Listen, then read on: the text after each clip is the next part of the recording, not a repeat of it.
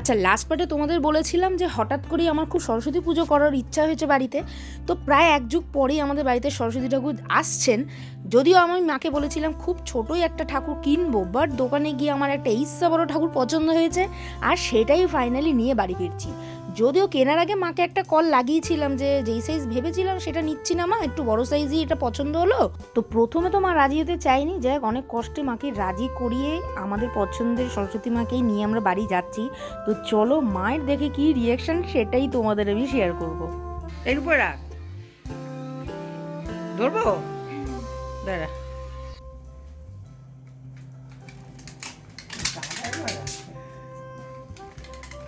এইখানে পুজো করে হয়নি, প্যান্ডেলের ঠাকুর।